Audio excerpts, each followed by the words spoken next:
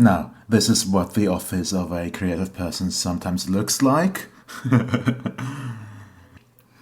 Open the windows for a second so you can see the nice Arctic sun, enjoying the weather, which is nice. But, let me just turn the camera around.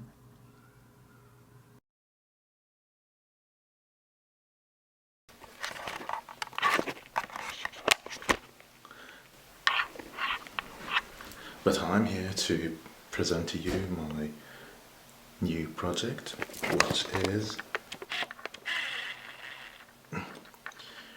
trying to visualize an intangible map of a city. Let's just go into the office, close the door,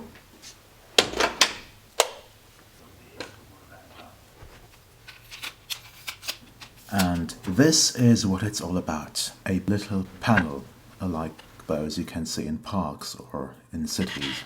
Right, so first off, here's a map, a conventional map of a city. So we're going to start off by drawing a river, for example. Most cities have a river.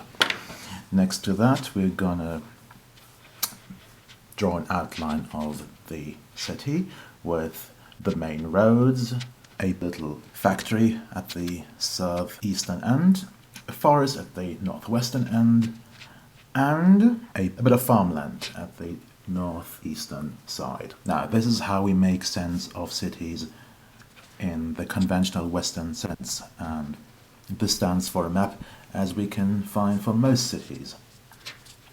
This, however, is a map of the same space. You can see the same river from a different perspective, from a reindeer herder's perspective.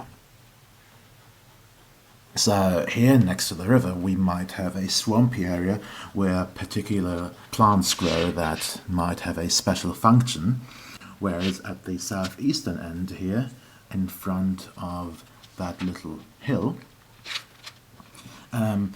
the particular microclimate might be important for lichen growth, making that a very valuable area. If you compare both maps, they do look quite different, even though they cover the same space. And this is exactly what this project is about. Different knowledge systems make sense of space in very different ways and how we can represent that ideally. Oops, well, wait, let me put that back up. There we go. So we're going to end up with a panel of the conventional map of the city of Umeå, and alternatively, we're going to have another panel of the indigenous map. So this is what this could look like. Two information stands, one with the city map, one with the indigenous map. And that is indeed a very boring way to convey information. My main problem with that is that these two maps cover the exact same space. So why should they be separate? Why should they be next to each other if they actually cover the same space? Is there not a way of emphasizing that these two maps actually cover the same space? And then suddenly I came up with the idea of using a projector, a tool which I haven't used in a very long time.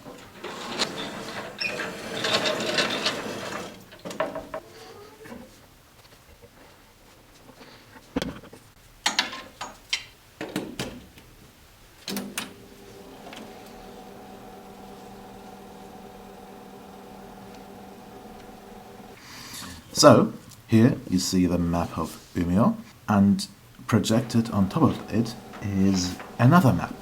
Both maps cover the same space simultaneously, yet they are both visible in their own right. Now, what is the point of that? This installation does more than merely overlay both maps at the same time. It also has a more conceptual basis. It represents the colonial interaction between indigenous and Western knowledge. Let me explain. This map represents the power structures that exist until today in the connection between indigenous and Western perspectives.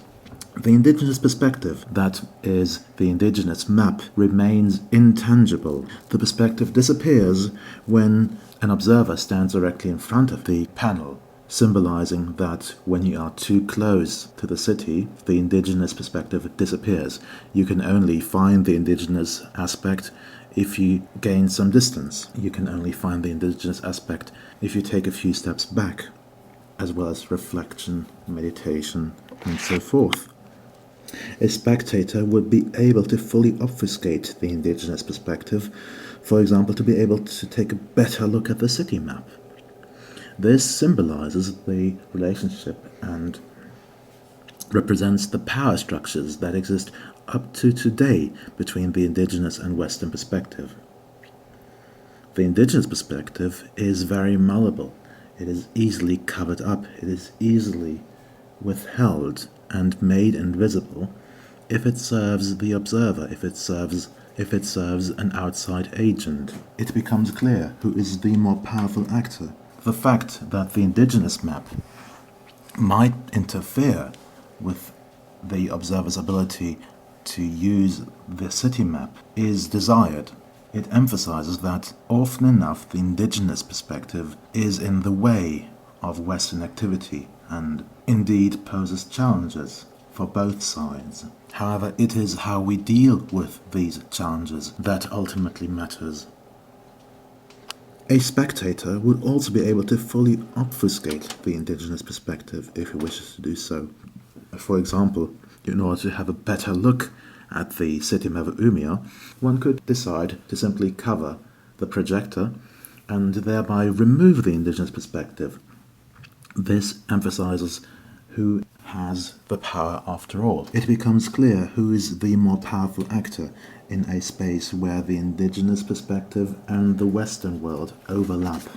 The means of interacting with the conventional and physical and permanent map are completely different. How one is able and invited to engage with the indigenous map. From a practicality standpoint, the projector could be located within a building to shelter it from interfering with, as well as the harsh Nordic climate. The projection could be beamed through a window onto a panel which would be located outside. Also, due to Umea's rather dark and long winter season, the fact that this map will be literally lit, it will be a very eye-catching installation and thereby inviting more people to interact with it.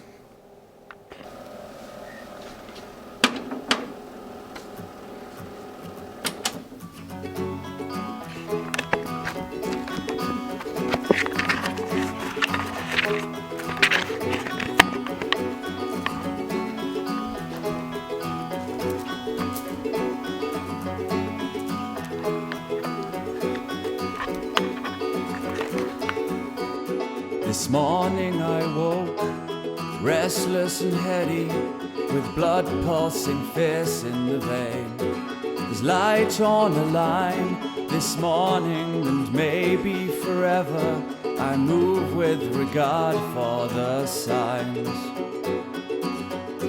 You know I've searched my heart to prove there's better ways to push and